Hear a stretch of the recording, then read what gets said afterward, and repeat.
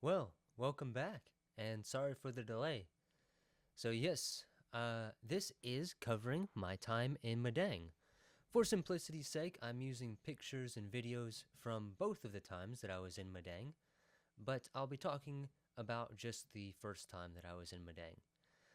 Um, Madang is the city in the north central area along the coastline of Papua New Guinea, and that is where our outreach as a YWAM school team was.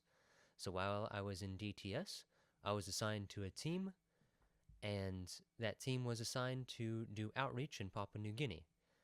Now, for a normal school, you have to do 2 months in order to pass your school, your certificate, and be an official member of YWAM as a missionary. Um, I stayed on a bit longer because I had planned for it and was planning to do a full 2 years as being a member of YWAM. So I did 4 months in Kona to do training, and then 2 months with the team, and then they had an extended time, so they were also did a couple of extra months, and gradually people left during the last half of those 4 months while I was there. And during this time, we did a lot of outreach. Our outreach in Madang is structured around the medical team, but we were actually not a part of that. The medical team did their thing, and we would sometimes help with them, but the curriculum for the discipleship training school actually requires a certain amount of time doing preaching, doing kids' ministry, and a certain amount of time doing prayer and personal outreach. So that is most of what we did. We did a lot of kids' ministry. That's basically we were playing games with kids, and then we would use that to lead into a time where we would discuss a Bible story, or we would do a skit for a particular lesson. Some examples are we would do the Good Samaritan. We also did one which was in reference to the scripture, which says, I was hungry and you fed me, I was thirsty and you gave me something to drink, I was naked and you clothed me, I was in prison, sick or in prison, and you visited me. What we would do is we would have two people act as a couple making dinner, and then we would have somebody come to the door and ask for help. They had been injured, or their wife was about to have a baby, or something like that, and then people would turn them away because they were busy making dinner for Jesus. And at the end, Jesus would come and say, but I already came to visit you. So that was always fun. We'd have one person come up and say, "Puk puk im kai kai leg blow me," which translated is "a crocodile bit my leg off." Um, or we'd have one of the girls would stuff something under her shirt so that it looked like she was pregnant, and would have somebody come up and say that their wife was about to have a baby and they needed help. And so work like that. And occasionally times of prayer, would pray for people individually, but lots of things like doing the skits, occasionally doing preaching. Especially if we had a good connection with the church would host us, and we would do like an actual service, leading worship and preaching. Different people would do a message. So we did this for 2 months, pretty quick pace. We were spending probably 4 to 6 days out in the village each week. The normal process is we'd go out, we'd stay overnight, and then we'd come back the next day. We'd usually sleep just if there was a church, and we'd sleep there. Occasionally people would make temporary structures for us, just 4 bamboo poles and a tarp stretched over it.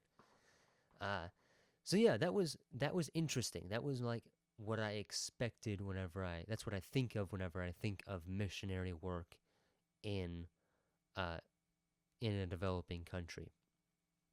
And it was interesting. It was cool to see lots of the villages are very different. Um, even between like uh, but even between two places that were very close on the same map, they would have something about them that was distinct. The way their houses were made, or the landscape around the village, or even just the attitude of the people. Um, so it was interesting. It was neat. Uh, Most of this outreach was done along the North Coast Highway, which led out of Madang City, and we just take a bus and then pull off of it uh, and work right there on the village off the side of the road. We did this because we don't really have the logistics to get the medical team's supplies into places that were more remote. We didn't have the manpower or the ability to do that. And most of the medical volunteers were like shorter term volunteers, 2 weeks or 4 weeks. Most of them for 2 weeks.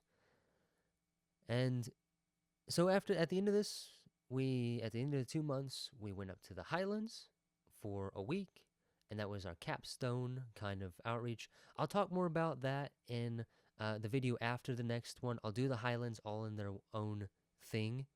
And so after the first 2 months, which was with the team and it had a particular schedule, things loosened up a little bit, and we worked more with the medical team some while we were out in villages, and then we would do some work on base. For instance, I helped out with the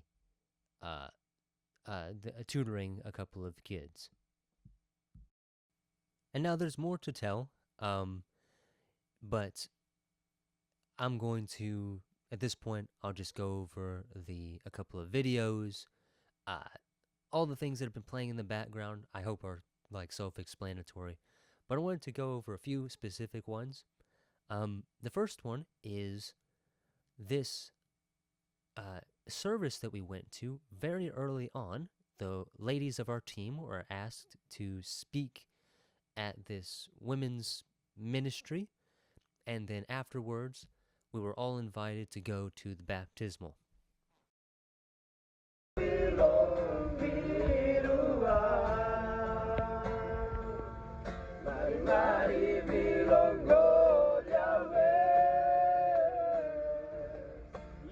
And this is what worship looked like while I was in Madang the first time.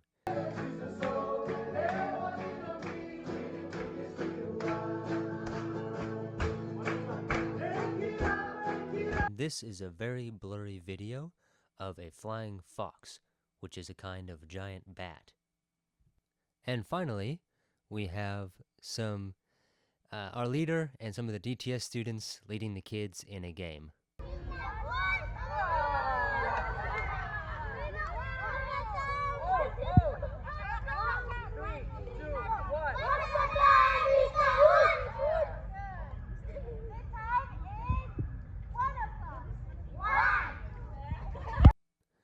So to wrap it up, from my perspective, this was my best time in Papua New Guinea. This was where I did so much outreach. This is where I was part of a consistent team, and our leadership was quite good. The heat and the sleeping on the ground and the mosquitoes and the giant spiders were nothing. It was at least for the 4 months that I was there, that was good. It was a good time, though not always a party, but I'll be getting into my time on board the ship and some of the challenges that came with that in the next video. So, thanks for sticking around. Hopefully I'll see you again soon.